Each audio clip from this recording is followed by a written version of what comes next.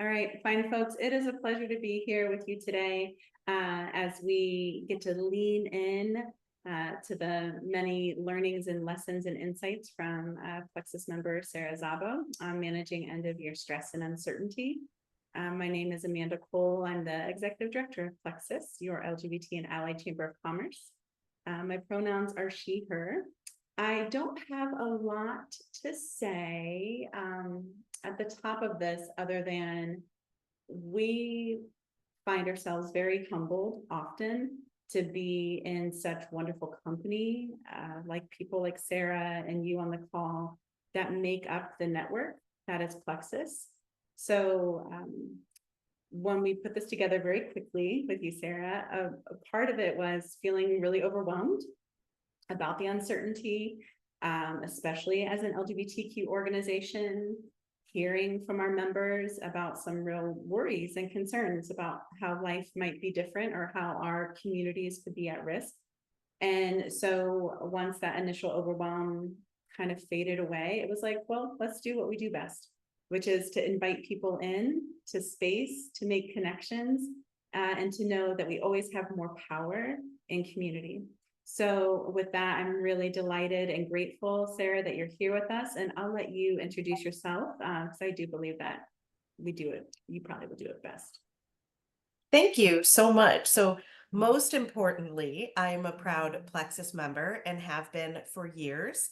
And I'll introduce my family in a second, but I don't fall under the allies. I fall into the high uncertainty area of the last few weeks of events. And so I really did find it cathartic to prepare this presentation for today.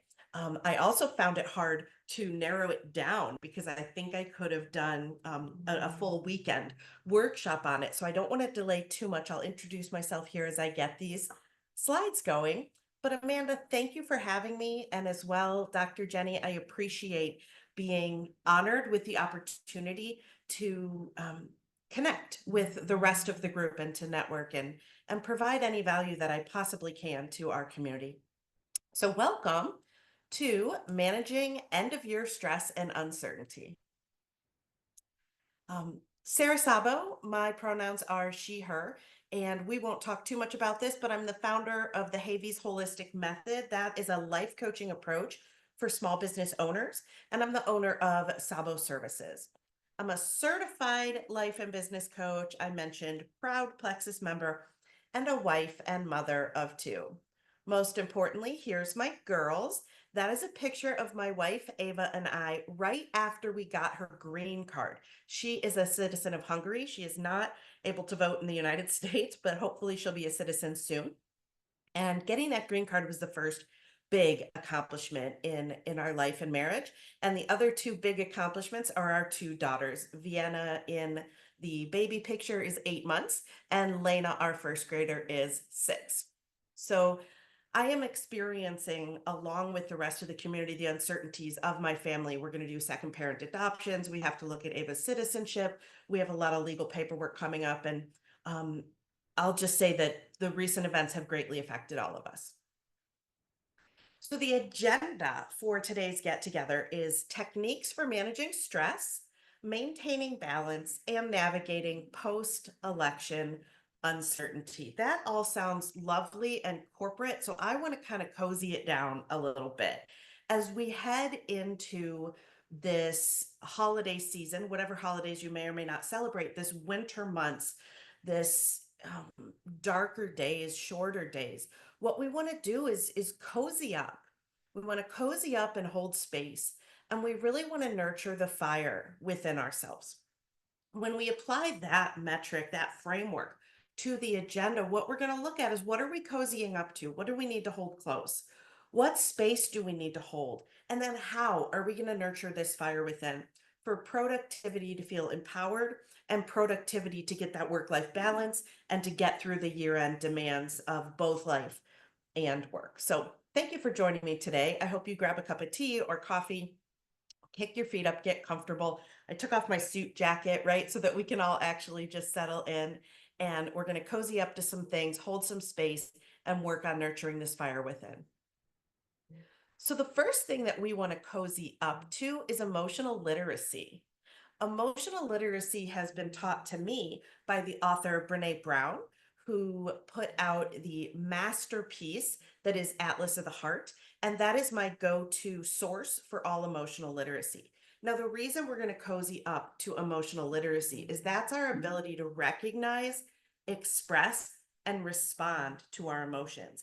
And that is at the heart of everything on today's agenda.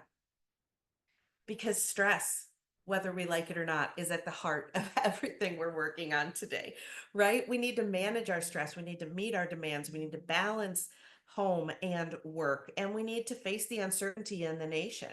So we need to understand the emotional literacy of stress. So let's look at the definition Brene puts forwards in the book.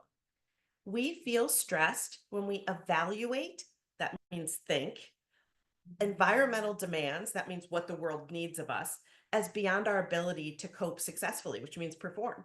So when we think we can't do what needs done, we feel stress.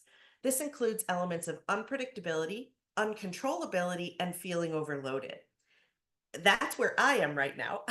I don't know about the rest of you, but I mentioned my wife's not a US citizen. There's a lot of unpredictability there. We're headed into the holidays with other family members who we don't always align with. There's a lot of uncontrollability there. And the demands of everything from inflation to work life balance to working from home to just even the prices at the grocery store, I think we're all feeling a bit overwhelmed and overloaded. So we want to dig into the idea that at the beginning of that definition, it says we feel stressed when we evaluate. That's when we think about it. Stress is the thought we have that we might not be able to meet the demands. It's the thought that we have. Stress is also the response we have to that thought. So the first thing is the thought, the second thing is the response. And as soon as we have that thought, I might not be able to meet this demand. Maybe I think, I don't know if my rent's going to go up, right? I don't know if I can meet that external demand. I think that I might not be able to meet it. Now I have a stress response. The stress response is in our nervous system. And our nervous system responds to whether or not it perceives we are at risk by activating the fight or flight response. This is where I could spend half the day. I'll just leave it at that and we'll work around it and with it. But we want to know that what stress is triggered by the thought. And then what it does is triggers this response. Now, this response does many things. It reinforces that we don't feel safe, okay? And it drains all of our resources. It takes all of our energy and it spends it getting ready for battle. And actually, what we need to do in this season is conserve our energy. We need to use it for ourselves. We need to use it for our immediate family members. We need to use it for our goals and for our intentions this season. We do not want the fight or flight response to just burn all of our energy. So there's a lot of reasons we want to get out of the fight or flight response, but getting our power back is a huge one.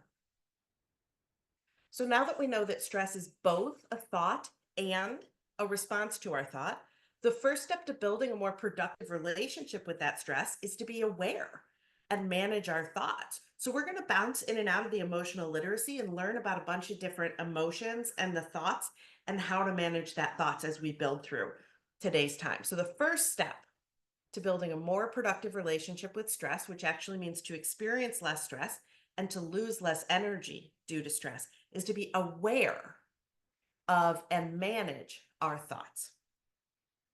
So that means that we are, oops, trying to move my Zoom bar. We are going to look at the skills to raise our awareness of our stress. Breath work. I thought about leading breath work today and I decided I don't quite have enough time for that. But if you haven't tried breath work on your own yet, if you only take one thing away from our time today, I want it to be embrace breath work. We're at the nervous system point here, right? Now, the nervous system is an automatic response. When it thinks we're stressed because of a thought we've had, it kicks in without our control, without our consent. That's because the subconscious mind manages our digestion, our heart beating, our breathing in and out. Our subconscious mind keeps us alive even when we're asleep. Typically, Our subconscious mind manages our breathing. We don't have to think about breathing in or out. Okay. Anything we don't have to think about is being managed by the subconscious mind versus the thinking mind. When the thinking mind thinks, I might not be able to do this, the subconscious mind says, warning, warning, and it flares up that nervous system response. But breath is this magical space that I'm somewhat obsessed with. I absolutely love it. This magical space where we can take over control of what our subconscious mind is doing and send it a new signal. Okay. When we say, actually, I can sit in front of this fire and I can take deep, slow, metered breaths, we confuse our subconscious mind. Because our subconscious mind said, I thought we were running from a tiger. We shouldn't have time to take slow, deep breaths. And then it has to reconcile. What we want to do with our stress response is force it to reconcile that we are not in immediate danger. Okay. Now, I know politically and culturally, and in a lot of ways, it can feel like we are.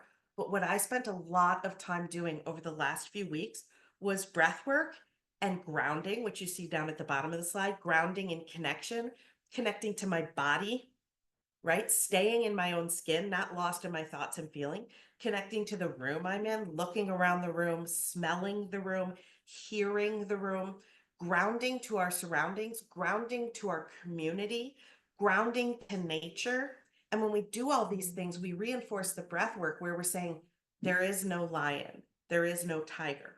Our thoughts are well aware of the dangers, but they aren't in our physical present environment. Now, if a threat is in our physical present environment, we want that nervous system response. We want to be able to yell louder, run faster, run farther. But if we are trying to send all of our energy to yell louder, run faster, run farther, then it's not going to our digestion and it's not going to our thoughts.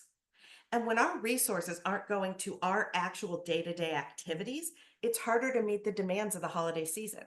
It's harder to meet our demands at work. It's harder to be present with our loved ones.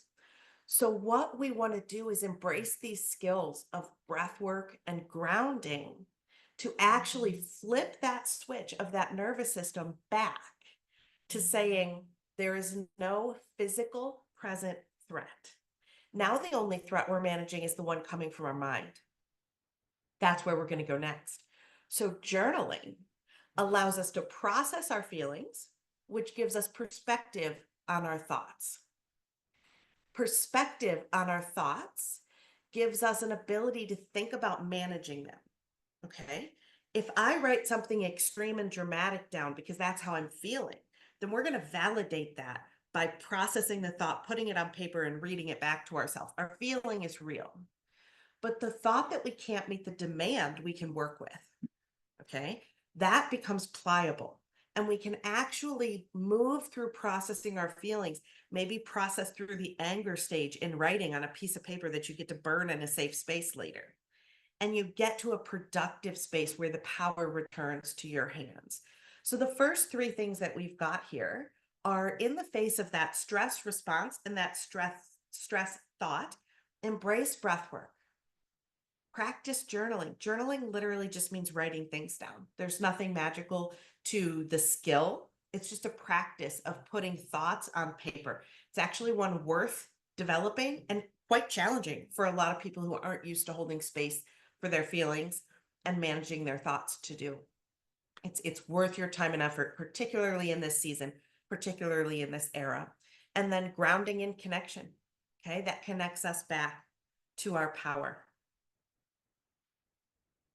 So we are going to hold space for the stress. We're not going to eliminate it, you guys. It's going to keep coming. And it doesn't show up at the party alone. Stress brings a lot of friends. We are going to feel overwhelmed. There's going to be moments of anxiety. Anxieties, too, completely unproductive buddies are worry and avoidance. Those are the unhelpful coping mechanisms of anxiety. And vulnerability. A lot of what we've been feeling over the last few weeks is vulnerability. So we're going to go through a little bit of the definitions of these and then continue to build skills on top of them. So, to nurture the fire of productivity within us, to remind ourselves in this cozy, self reflective space that we have power, we're going to take our thoughts, our emotions, our responses, and our coping mechanisms into our own hands. Refreshing here, emotional literacy is the ability to recognize, express, and respond to our emotions. We have to know the difference between anxiety and stress to recognize it accordingly, to honor it through expressing it, whether that's screaming at the ocean or whether that's writing in a journal. And then we have to have an intelligent response to our emotions because we are validating them and we are feeling them, but we need to actually be in ownership of our actions. So that's, as we dig deeper, that's the agenda. Overwhelm means an extreme level of stress, an emotional and or cognitive intensity, so thought intensity, to the point of feeling unable to function, completely overcome or overpowered by thought or feeling. So when I woke up on November 6th, my wife and I both talked afterwards that we both had an overwhelmed thought. The thoughts and the feelings that we were having made it hard to imagine showering, eating breakfast, and going about our daily activities. We both were aware of that, and we make choices when we feel overwhelmed. We can choose to create space and time for the overwhelm, and we can choose to cancel our schedule for that day and go back to bed. Doing nothing is an appropriate reaction to overwhelm when that is truly what we are feeling. When we are unable to function, asking ourselves to function is unproductive and drains more energy and makes us feel like we can't meet the demands on us and triggers a stress response. But when we're feeling overwhelmed, we have to ask ourselves, are we able to function? So I sat there in that space and I thought, I can get in the shower. I don't see the point right now, but I can. So I took it one step at a time and I showered. And then I thought, I can eat. And then I thought, I can go to my appointments. And we thought about keeping our kid home from school, but just because we were feeling overwhelmed, we could get her to school. So our big win on the end of the day at November 6th is that we showered, we left the house, we did what we needed to do. So technically, we were riding that line between stress and overwhelm. The overwhelm told us this is too much, hide under the covers.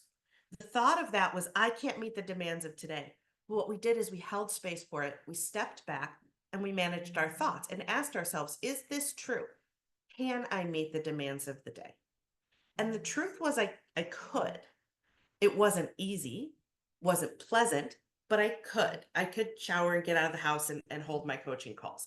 And at the end of the day, I had lit that fire inside myself that I was empowered to not let anything that happened that night, that morning, ruin my day, lower my income, impact my daughter's schooling, because I still had control over what I was doing. So when we encounter overwhelm, we ask ourselves, do I truly need the time off? If we do, we take it. We take it unapologetically. But if we don't truly need it, we don't let the stress response tell us we can't do it, and we forge forwards anyway. Anxiety, another friend that comes to the party along with stress, is an intolerance for uncertainty. That's something I've been feeling a lot of lately. The levels of uncertainty, I don't I don't feel like I can tolerate. That leads to worry and avoidance. So we're going to look deeper at worry and avoidance before we dig in here. The point is none of that's helpful. The intolerance and the uncertainty exists. It's the intolerance we can work on. Can I tolerate this uncertainty? It's the intolerance that creates anxiety. We think we can't handle this uncertainty. But if we change the narrative, we hold space for the emotions, we do the self reflection, and we realize, I don't have a choice but to handle this uncertainty, then we can actually do amazing things in the face of it. But not if we're stuck worrying and avoiding. That will just mean that we miss our demands at work, we miss our demands at home, and our work life balance lowers our productivity and then causes more stress. It's pretty cyclical. So we've learned to recognize these three things now. And this is huge. When you experience these emotions, what you want to do is say, is this stress? Is this overwhelm? Is this anxiety? Did they all come to the party together? Because we respond differently to each of them. What stress asks us is, can we meet the demand? And how we respond to stress is by actually asking ourselves that question and answering it honestly. Okay. Most of the time, we can meet the demands. If we can't, we have options. We can ask for help. We can ask for changes in the demands. We can ask to have a deadline moved. We can ask to cancel our schedule for the day. When we can't meet the demands, that's what we handle is the demand. When we can meet the demands, we choose action over avoidance. Overwhelm asks for time to decompress. Overwhelm is gridlock on the highway. It's too many things trying to happen at once, and we lose our ability to process. You can't act your way out. You can't accelerate your way out or turn on a turn signal to get out of gridlock on the highway. You just have to wait for all of that to pass. And when we're overwhelmed in our processing, and we need to be under the covers processing, or out at a lodge in the woods processing, then that's what we need. When we ask ourselves to be productive when we're truly stuck in gridlock, it only produces frustration and self-doubt. So stress asks, can we meet the demand? Overwhelm asks for time of doing nothing. And anxiety asks us to freeze until we can be certain that we really need to act. Anxiety panics. So anxiety says, I don't know how to proceed, so nobody do anything. Nobody do anything causes a lot of what keeps us from meeting our demands over the holiday season or being able, to do work-life balance. Two of the reasons that anxiety causes us to do nothing are its coping mechanisms, its buddies. Worry. Worry is a chain of negative thoughts about bad things that might happen in the future. So if I had to title this era post November 5th, it would be worry. It would be worry for me. I'm not technically overwhelmed, although I'm darn close. I can technically meet all the demands on me because actually the worry that I have is for appointments and Supreme Court and things that don't affect my immediate surroundings today. Yes, they will in the future, but not today. But it's my chain of negative thoughts about the bad things that might happen in the future. Now, we want to recognize worry when it happens because this is our ability to use that emotional literacy. I see the worry. And worry does nothing but steals our productivity. Our productivity is our power. It's our ability to produce. It's our ability to show up in our own lives. Worry does not serve us. So when we notice a negative chain of thoughts, these are thoughts. They're not things happening in our immediate surroundings. About bad, worry is always about bad things. And it's actually contingent. They might happen. We don't actually know yet. And it's in the future. That's a very low power space. It's purely negative. We're thinking, not experiencing, and it might happen in the future. We need to get out of that hypothetical space and get grounded back into our real life because worry is unproductive and freezes us. Now, avoidance is the other freeze response. This is not showing up and often spending a lot of energy zigzagging around and away from the thing that already feels like it's consuming us. Doom scrolling is big on avoidance.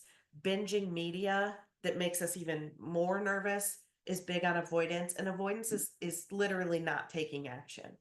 So worry and avoidance come to the party with anxiety. Now, this is the final definition, and then you're out of the definition class, and we can talk about how to address all of these things.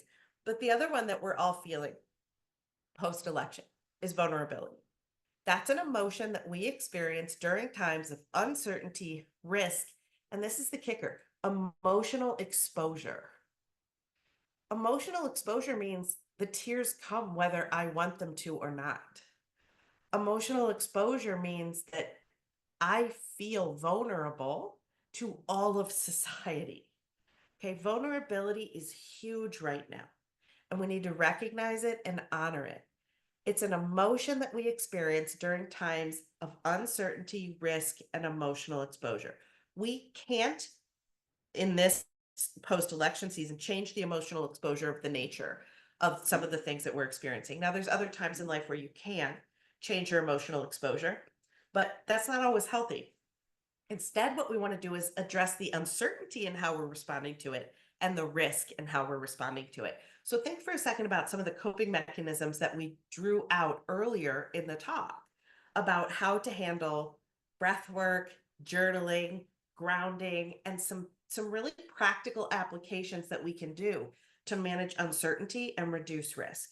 Okay. Risk gets higher when we don't act. Risk gets lower when we take action that we've strategically thought about. So we want to manage the uncertainty and the risk and really build a tolerance for emotional exposure. And we do that through having a healthy relationship to our emotions. All right. So we're holding space for this vulnerability, the uncertainty, the risk, the emotional exposure.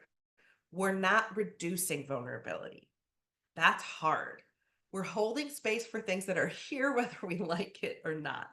And vulnerability is one of them. We are going to nurture that power within us, feed that fire through the managed thought process, right? I've drawn your attention to managing those thoughts, to thinking about our thoughts, to doing breath work to make our thoughts have more time and space that we're aware of them, to journaling so that we're actually putting into words what we're feeling. That's developing those thoughts. Then we can read them back the next day and manage them. Okay. Emotional literacy, we've gone over, and realizing that managing those thoughts is managing stress. Okay. If there's only a second thing you take away from today, managing your thoughts is managing your stress. It actually is. That feels weird because stress feels like it's about environmental demands. If I can't pay my rent, Sarah, my thoughts are not the problem. Well, actually, anytime we spend thinking about how we can't pay the rent is time we didn't light up our fire of productivity within and call on someone who might be able to pay that invoice early to pay the rent. So anytime we spend on the thought of stress is time we're not spending on the productivity of meeting the demand. So managing the thoughts is managing the stress. And now we're going to step into healthy boundary setting, which is huge for managing work and managing home and managing the post-election environment. So a healthy boundary is when we have these two elements. We communicate. If you, the outside world, chooses to, then I, within my own power, will respond accordingly. A healthy boundary is decided ahead of time and communicated ahead of time. Again, I think it's in Atlas of the Heart. In one of Brené's books, she talks about healthy boundary setting with this example. People are coming to your house. This is a very 1980s example, but go with it because it does apply to what we're talking about today. People are coming to your house for a holiday event, and you've chosen that smoking is not allowed inside your home. So you say, if you choose to light up a cigarette during this holiday event inside my home, then I will ask you to leave. Okay. Communicate that ahead of time. If you choose to, then I will. The key here is decide ahead of time, communicate either during, in the moment, or ahead of time, and keep the focus on the power you have.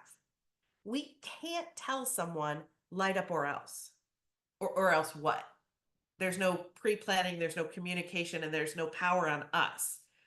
Or I will ask you to leave. Oh, now it's a healthy boundary. Okay, then we're consistent with our healthy boundaries. I have found myself in the last few weeks saying regularly, I'm not interested in having this conversation. Okay, therefore, if you continue this conversation, I will be ending the conversation and walking away. I will leave the room. I will leave the event. Healthy boundary setting is knowing how you will handle topics of conversation. The very first time I ever encountered healthy boundary setting was as a 20-something woman, and my friend was in therapy, and her therapist said, if your mother brings up that topic, you say to her, I'm not willing to discuss this. If you continue with that topic, this phone call's over.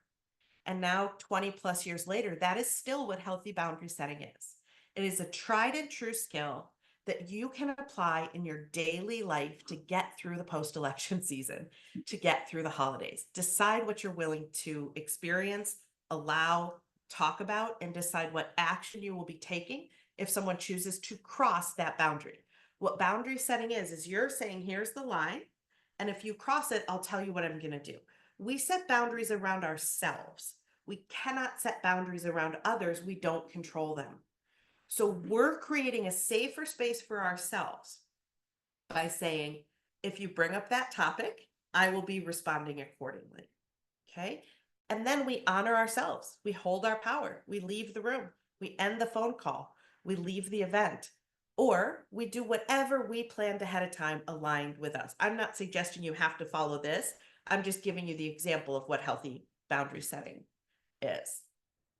All right. So we've covered a lot, and I want to kind of recap it all here and open for discussion on all of the things I've laid out. Okay. So we're going to nurture the power of the fire within us with boundary setting, with journaling. Breath work should be on there, and I don't see it. With breath work, with surrounding ourselves with safety and comfort of healthy relationships. Okay.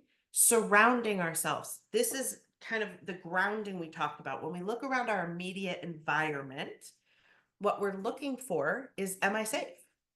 When we surround ourselves with people who are safe, who feel safe, who are healthy relationships where everybody gets to hold their own boundaries and honor them, our nervous system will react and we will actually calm into it and now have more resources to meet our demands of life, of the holiday season, and enjoy ourselves. This works the same way with nature. We can surround ourselves with nature and our own nervous system will understand we are safe. We are tuned to nature in a way. When we tune into it, we know there's something bigger than us. Okay. There's something bigger than us and we are part of it. We are connected to it and we can evaluate our environment and see that we are safe within it, assuming we're in a safe, natural environment. Now, this is also true of spirituality. If you are a person who leans into spirituality, then in whatever way, shape, or form you do, you're looking at something bigger than you that you feel connected to and that you feel safe within. And then you can surround yourself with that. The other tool we've discussed is choosing action over avoidance. That's how we meet the demands. We choose action over avoidance, and hopefully the emotional literacy and some of the tools we've laid out can help you understand how to do that. So I want to see if there's any questions, or I can check the chat before we get into a little bit more of applying this. So I'm going to check the chat for the first time. Oh, cool. So in your text message gifts, if you type breathe, you'll find a wonderful tool you can send to those you love, save to your photos, send to yourself. It's a nice little guide for breathe in, hold, breathe out, and hold. So that's box breathing. Excellent. Thank you, Amanda, for that. Before I dive in to more application, if anyone would like to unmute their mic and let me know how they're taking in everything I'm laying down, or ask any questions, this would be a good time. And then we can work more on applying it. I'll just give us an awkward second here in case anyone wants to chime in before I move on.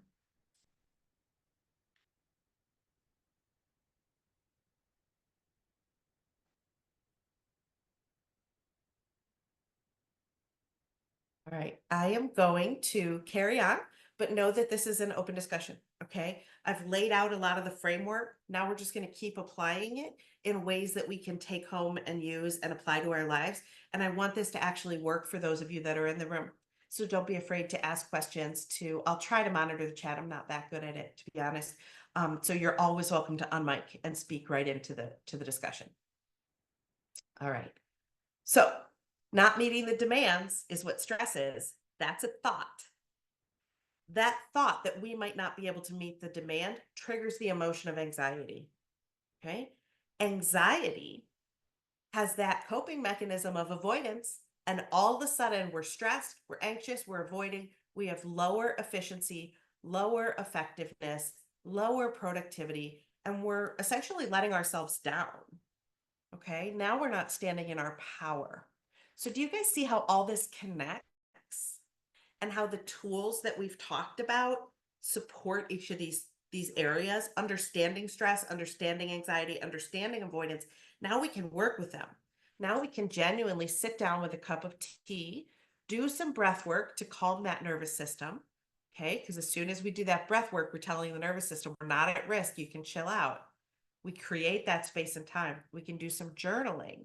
to actually understand the fears we're having, the thoughts we're having that are triggering the fears.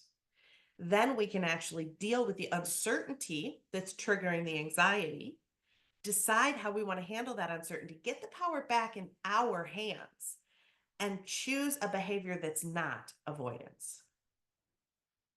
So, if the thought is uncertainty, the emotion is maybe vulnerability and anxiety, that really ups the ante. When we feel emotionally exposed and there's uncertainty, now we're really wheeling, which is where a lot of us has been. And then the behavior is worry. Okay, when vulnerability is involved, yes, we avoid, but we also worry. Worry then drains our resources even more because we can't be productive and worry at the same time. And if we're trying to be, which is what a lot of parents try to do, it's just extremely draining. So again, we're lowering our efficiency, our effectiveness, and our productivity because of that just human behavior there of what it's like to be a human. So if we're going to nurture the fire within and we're going to bring the power back into our hands, when the thought is uncertainty and the emotion is vulnerability and anxiety, the behavior is to manage our thoughts. The behavior that is a productive response to that is to manage our thoughts. When we manage our thoughts, we can manage our actions. When we manage our thoughts and actions, we can set healthy boundaries. If you expect me to work past 5, I'm actually going to default to the contract that says I work 40 hours a week, and I'm going to be leaving at the end of my shift at 5, right? That's a healthy boundary, is saying, if you expect this of me, I am going to be doing XYZ. I'm going to be honoring my actual job hours. If you expect overtime of me, I am going to expect overtime pay, right? These are healthy boundaries as we go into the holiday season. And what it takes is managed thought to manage our actions to set and execute those healthy boundaries. So just digging deeper into the how we apply all this. The thought is uncertainty. The emotion is vulnerability and anxiety. This is a managed thought trick that I love. I've used it a lot lately, and you can carry it anywhere with you and use it anytime. And this is to finish the prompt. This is good because it hurts sometimes. We don't want to think that things are good that we think are bad. But if we hold the space, we do our breath work, we do a little bit of journaling, we're creating space for more than one thing to be true at once. Something can be bad and also be good. And that allowing that paradox, allowing two things to be true at once, I think is really, really key in managing the post-election uncertainty. Two things can be true at once. Something can be making us feel uncertain, making us feel vulnerable, making us feel anxious, making us worried, making us want to avoid. And we can also slow down and finish the prompt. This is good because one of the things that I have felt for myself is this is good because I will continue to put in effort and action for what I care about. If the election had gone differently, I probably would have been complacent and thought my work is done. This is good because I will continue to put work in towards what I care about in the world.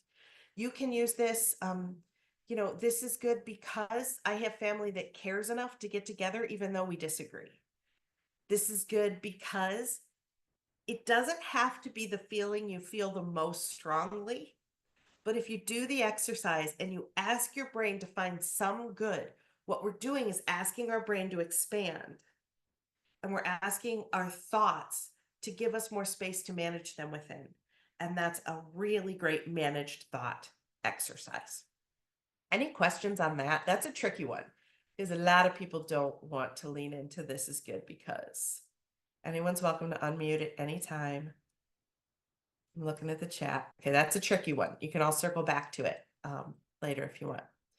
Because I think that's enough. I think we covered a lot there. So let's open to the discussion. It's about 4:15, so we have plenty of time here for whatever Dr. Jenny wants, and I'll kind of stop sharing my screen, but I can pull them back up if anybody needs. Let's see, did I stop sharing effectively? Yes, you did. Awesome. Would you like to kick off the discussion for us and ask me some hard questions about it? This is a pretty hard topic I'm discussing. Yeah, I think that, well, thank you, by the way, first of all, really appreciate your time here. I think that it's like all of this, sometimes it feels even like more stressful to do this sometimes, like thinking Yeah. about, oh, now I have to also like, oh shoot, I didn't read a book and I didn't journal and I didn't drink my water, like, so I think that there's, what are the strategies that we can do to like incorporate self-care, but in a really self-caring way where it's not another. Brilliant. That's a really great question. Thank you for that. How I try to do it is to form habits that are automatic. So I end up not having to put any executive functioning energy into doing the task. So that means that I plan, like anytime I get in my car, I do breath work while I'm driving. So that means I don't have to have extra time to do breath work. I also do breath work while I'm blow drying my hair, right? We plan into our habits, habit stacking of when I blow dry my hair, I will also do breath work. What that does is it helps me regulate my nervous system before I drink my coffee, before I challenge my nervous system with the artificial adrenaline, and it helps me stay balanced. I know I'm going to drive to work. I know I'm going to drive home from work. So that's 2 more times a day that I'm going to do the breath work before I enter a situation, before I enter the office, before I enter the home and the children and the pickup line at school. And how I do the breath work while I'm driving is I count on my fingers. I do box breathing as a default. So I count inhale, 2, 3, 4, and then I hold 2, 3, 4. Exhale, 2, 3, 4, and hold 2, 3, 4. And I don't even have to count. I can just follow the pattern and exhale and hold. And when I'm driving, I just tap my finger on the steering wheel and hold and exhale. Same one again to say I've done it. And inhale. And now I'm not worrying while I'm driving. I'm not consuming the radio, the news channels while I'm driving. I'm just regulating my nervous system while I'm driving. So to answer your question, I plan it into my habit. I also plan things that take less than a minute. Things that take less than a minute. Because if we ask ourselves for huge chunks of time, we won't be able to give it to ourselves. So habit stacking, you could habit stack journaling for a minute or less while you drink your first cup of coffee. It's amazing what you can get out in the first 2 sentences if you put pen to paper and you do kind of a state of the day. I think of the State of the Union addresses where somebody says, this is what's going well. These are the challenges I'm facing, and here's what we're going to do to move forward. That's the formula of a State of a Union address. Let's celebrate. Let's call out the challenges, speak directly to them, and then here's my plan for moving forward. You can do a state of the day or state of the business or state of the family journaling exercise with your coffee in less than a minute. What's going well? What's nice and strong? Where are the challenges? And what are we going to do to move forwards? You're done with journaling for the day.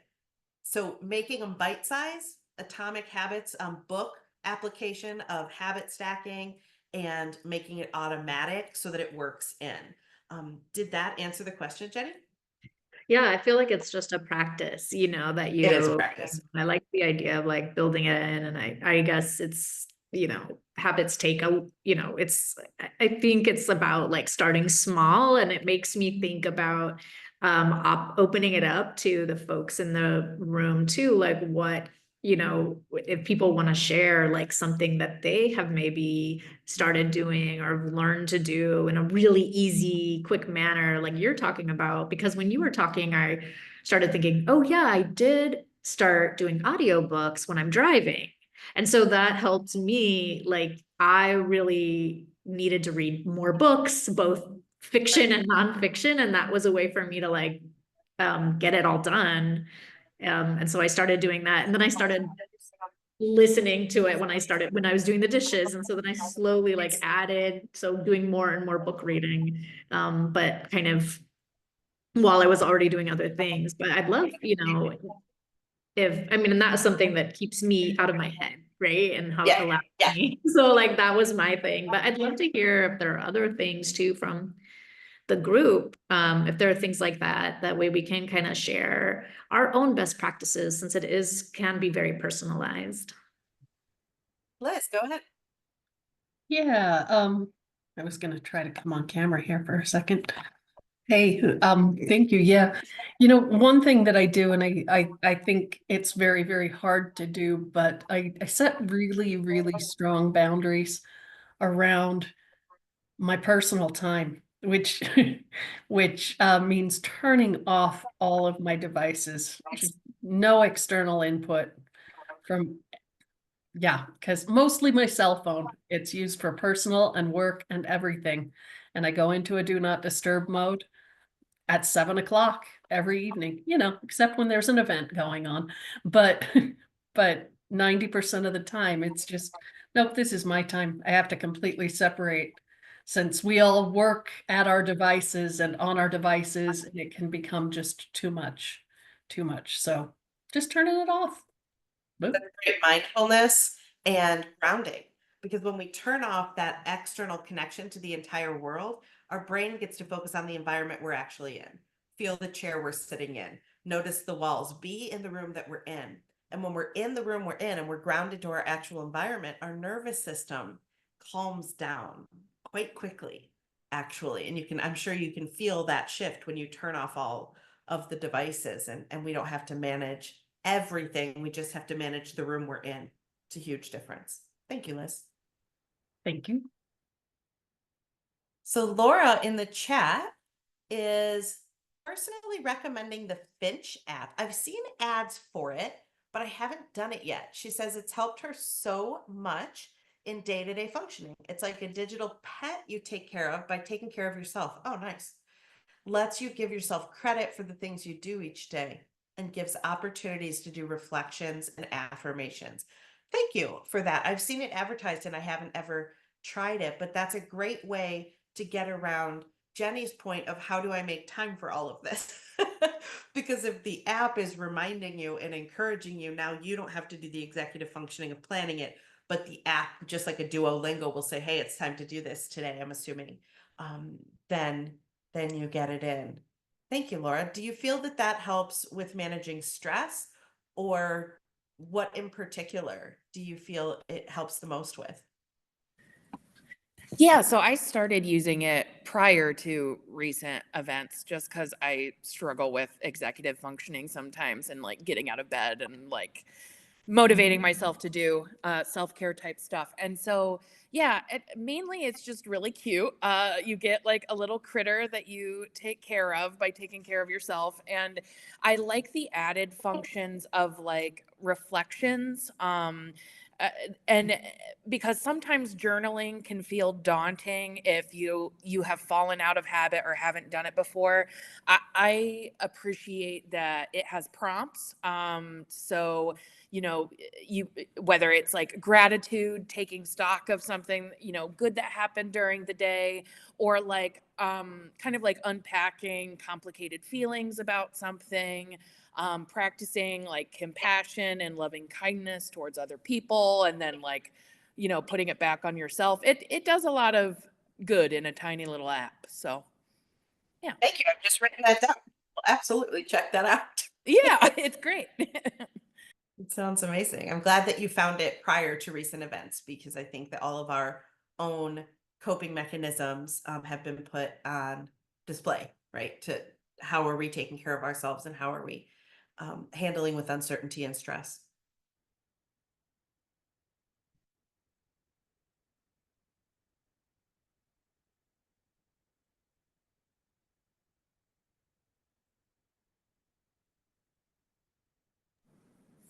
I do have a follow-up, sort of not a plug for an app this time. But I, g- I guess where I struggle is knowing where the balance is between holding space for difficult feelings and Uh-huh. like, not diminishing them, but then, yeah, like moving into action. Like to what degree is the action like doing something positive and helping you work through a feeling? And like, to what degree is it like helping you avoid tough things? Great question. I love how deep that is. I think that there's a few ways I could answer it, and I'll start with just the billboard response, feelings are for feeling, but we don't have unlimited time to feel our feelings. So a timer is sometimes a good way to say, you know, I'm going to give myself the length of this song to indulge in this feeling, because the song actually, you know, pulls something up that emotionally indulges in it, and then the song ends.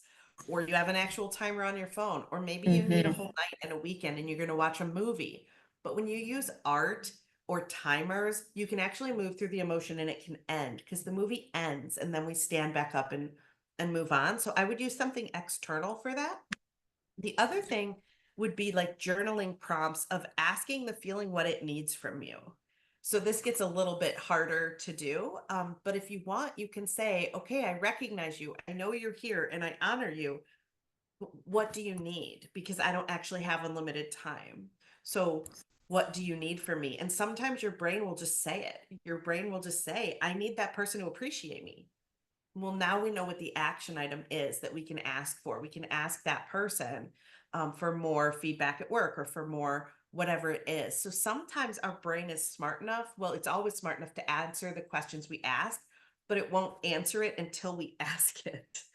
So if we can kind of like trick our brain into exposing what was underneath by just asking, what do you need from me? So to avoid indulgence, I would use a timer or some sort of art. And to move to productivity, I would actually ask, what actions do you need to happen? Or when did you start feeling this way? Or what would need to happen to finish feeling this way? Kind of interview the feeling to get your brain to tell you a little bit more about why it's needing so much attention. Because you know, it's like you picture yourself almost in like a first grade class. It's like, okay, Johnny, I need to get back to the class. Do you need anything else? Like, I gotta go, you know, because the feelings are important and the feelings are for feeling, but they don't get 24 hours a day. I completely agree with you there. Thank you. Great follow up.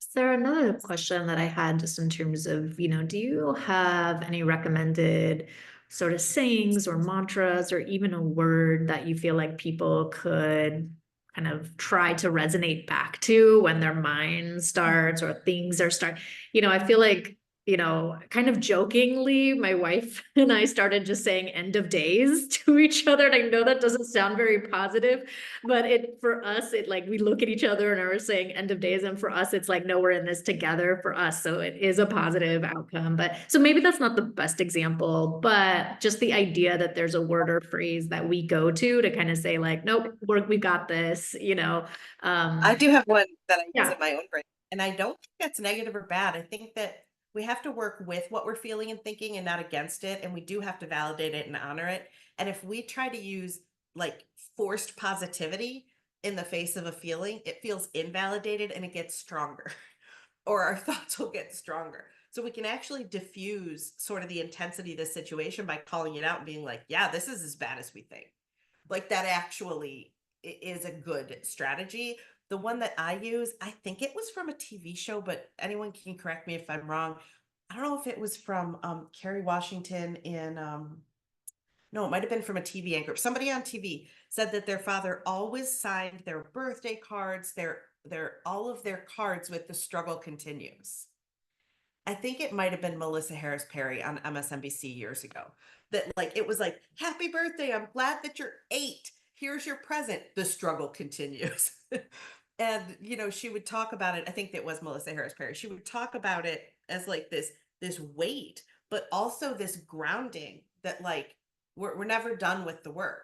Like you can have the absolute biggest victory and the struggle will continue. And that's what I've gone back to, because I think we may have thought Roe versus Wade was settled. We may have thought rights were moving forwards, right? That my marriage would continue to be recognized, that the Supreme Court wouldn't challenge that. But the truth is the struggle continues, right? It does continue. And so that's what I use myself. I think it's interesting that both of us kind of have that depth of weight to them, and neither of them are like, we got this. but maybe that's why they work. What do you think, Liz? Well, I've got two. The one comes from my friend Afini's grandmother, and that's if it's not one thing, it's three. That's that's still measurable and doable. I can deal with three. So, not one thing, it's three. But then the other one, I actually have a poster right in front of me that I look at to bring myself where I need to be. And it just says queer joy is a radical act of self-preservation, because I want to act in this world of queer joy and realize that celebration and joy is radical and it's critical, and it's not just like what you were saying about just like positive. No, Yeah. it's a radical act of self-preservation. Boom. I like that because it holds the gravity, but also the room for every emotion. Works for me. So what we're actually talking about are positive coping mechanisms, right? Like what positive coping mechanism can we be armed with so that we actually have tools to use? And those are really important. A positive coping mechanism I've worked out with a family member of mine who does not watch the same news channel as I do is when they speak of something that I question the validity of, I've decided to end the conversation. I actually say, I'm not interested in talking about this. But then I go home and I look up that topic on their news source. And if I find something in the language they speak that I think brings us back to truth or gravity or reality, I just send them that. I don't know if they look at it or don't, but I need to feel like I'm taking some action. So I set my boundary and then I take my action. And it has been a little bit humbling because sometimes I don't find what I thought I would find. I find that maybe what I thought wasn't exactly the truth because we're so far on different ends. And so it's helping me ground into the facts. So I'm not suggesting anybody else do that. I'm just talking about positive coping mechanisms, right? My boundary is that I can end conversations I don't feel are productive. And that if what I'm really struggling with, if the feeling of frustration and anger I'm having is on facts need to matter, then I go and I find the facts and I make them matter again. Sometimes I don't find the fact I thought was a fact. So that's pretty interesting to me. Oh, that's great. I really like Liz, the poster that you shared specifically because it starts with queer joy. And I think sometimes things are really difficult and like, I mean, it's been a really hard couple of weeks, working in being LGBTQ myself, but also being in an org. So I'm listening and hearing and taking on a lot of folks. And then at the same time, it's like I get to go home and like be in love with my wife. And like that's fun and joyful and loving. And so like, and I think it just like for me, it helps me rejuvenate so that I can keep doing self-care to remember that there is joy and like queer love and queer joy is like really impactful. So I'm not sure if I made sense, but like just that resonates with me that you see that first, like queer joy, and then we're doing the work. And that's why, because of queer joy,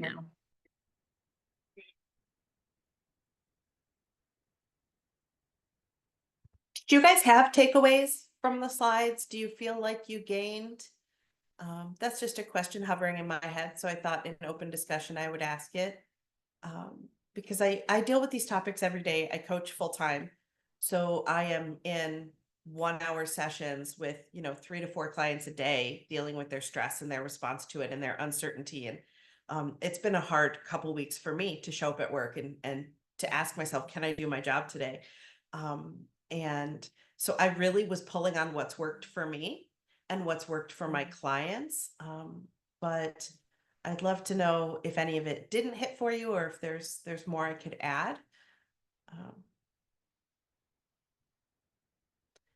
I think key for me is knowing that these things are ever present. Stress, vulnerability, anxiety, worry, they're always at the party. They're always going to be there. And that sort of reminds me of family members who think differently than I do. Yes, Brene Brown is a huge fan. Thank you for the positive feedback. Brene Brown has shaped me as a coach because I think she gives us emotional literacy where we didn't have it before. I think she gives us definitions and understandings that actually apply to us and don't feel so removed. But, you know, when you go to those family events and there's family members who I want to have in my kid's life, but I'm not sure what they're going to say. And I have to plan ahead for what am I going to say if they say X, Y, Z. I think that stress and overwhelm and anxiety and vulnerability are the exact same way. I don't really want to see vulnerability, but I'm going to. I'm going to run into vulnerability. So how am I going to interact with vulnerability when I do can be a really powerful way to keep our own empowerment intact.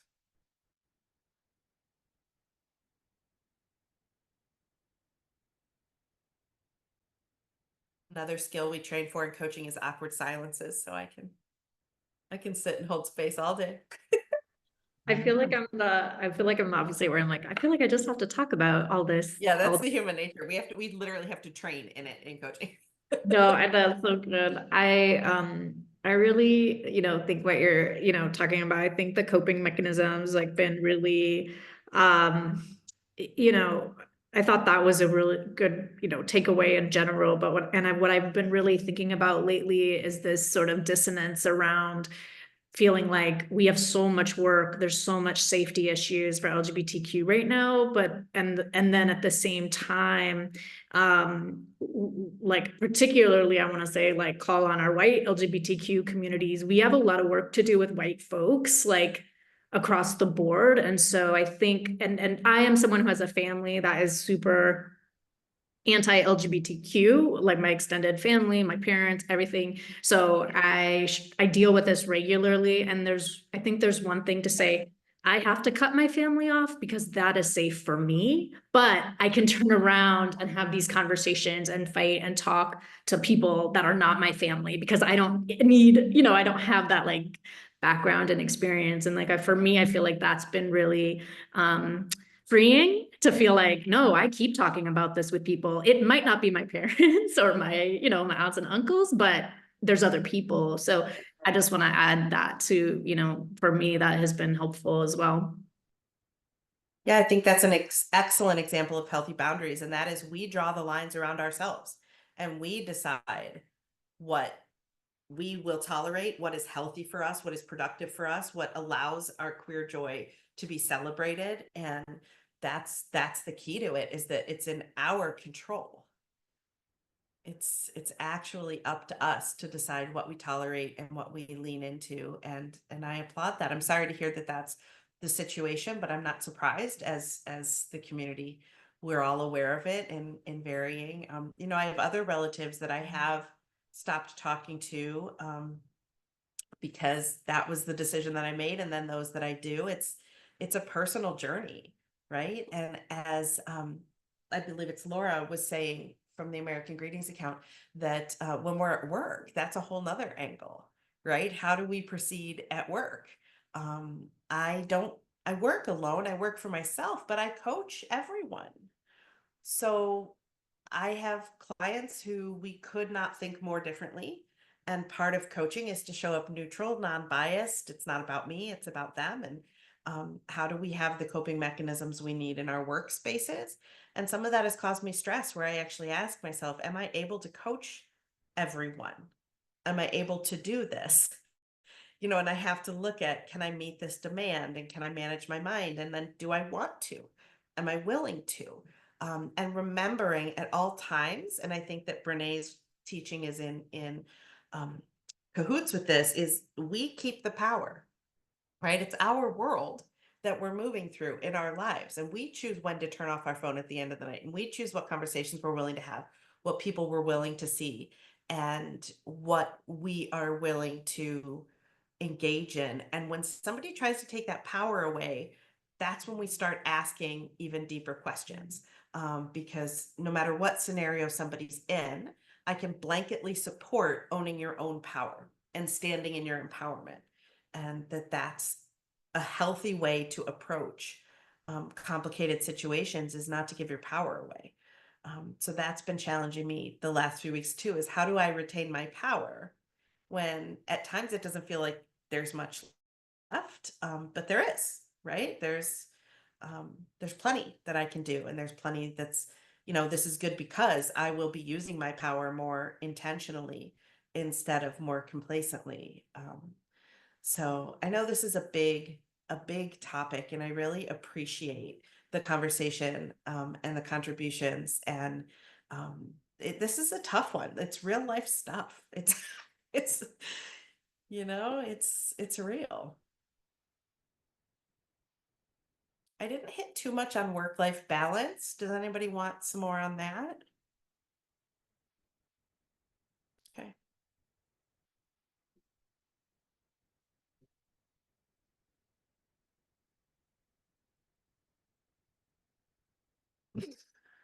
Jenny, I'm not sure where we are on time. I don't know what Amanda's intentions were. I'm going to check the chat here. No, I think that this was the intentions, that we would have this, just Okay. ability, I think, to be in community and just like, learn from you and get some ideas. And, sometimes it's just about showing up and listening. So even for folks who didn't participate, we know you're participating. Like, that's also absolute. I think that, this is the kind of thing that we should talk about. I think it's really unfortunate. So many spaces that people aren't speaking about, even if you don't agree, like, even when there's groups that aren't going to agree, you don't have to talk about specifics necessarily, depends on your situation, but you can at least acknowledge that people aren't doing okay, that there's some issues, that people need self-care, people need balance, people need time, people need support and resources, and that is fair no matter what, always. And so, Sarah, I want to thank you for coming in. And I know even like this is a poll, right? Like all this like mental and emotional labor we're like all being asked to do over the last 2 weeks feels like a lot. And so I appreciate you coming in last minute and walking us through this, and some really great ideas. And Sarah, please, if you would put your contact information in the chat so that people can just copy and paste and reach out to you if they need both your services, just want to have a follow-up. If you're open for that, they might have a follow-up question. Absolutely. And then I just really appreciate everybody coming on. It's always so great to see Plexus Network community members. And we're gonna keep on keeping on. We are, we're already ready to just celebrate being queer at our holiday soiree next month. I hope you will join us because we'll be having a good time. We're gonna celebrate, LGBTQ entertainers and just having fun, just some fun stuff. And so we need that too. So please come out for that. Let us know if you have any questions. And then, reach out. Plexus is here as a resource. And we don't know the answer, we will connect you. And I wish you all really a great evening. And thank you once again, Sarah. I really appreciate you today. Thank you for having me. I just want to finish with just a plug for therapists everywhere. I coach a lot of therapists. I work closely with therapists. I refer to them. They refer to me. They have been preparing for this moment their entire careers, and they do know how to support us, and they are there for this. And there's ways to access therapy that don't cost much and that at times are free and available. So if anybody needs connected to therapeutic resources, you can reach out to me for that. I'm in touch with them daily. I can recommend people in particular or help you find resources. Coaching is really great for the present moment and the future. But therapy is really great for things that are beyond coaches. So if anybody needs connected to therapy, I'm always willing to help with that as well.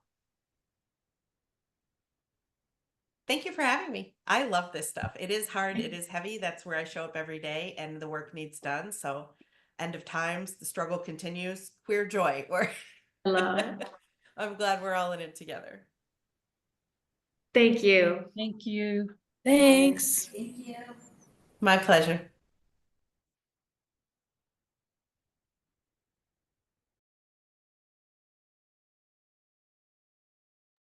Thanks, Sarah. Thank you. Always a pleasure. Anytime. No, it went great. I really appreciate you. Thank you. And I know we'll follow up later. Sounds good. Thank you. Bye. Bye.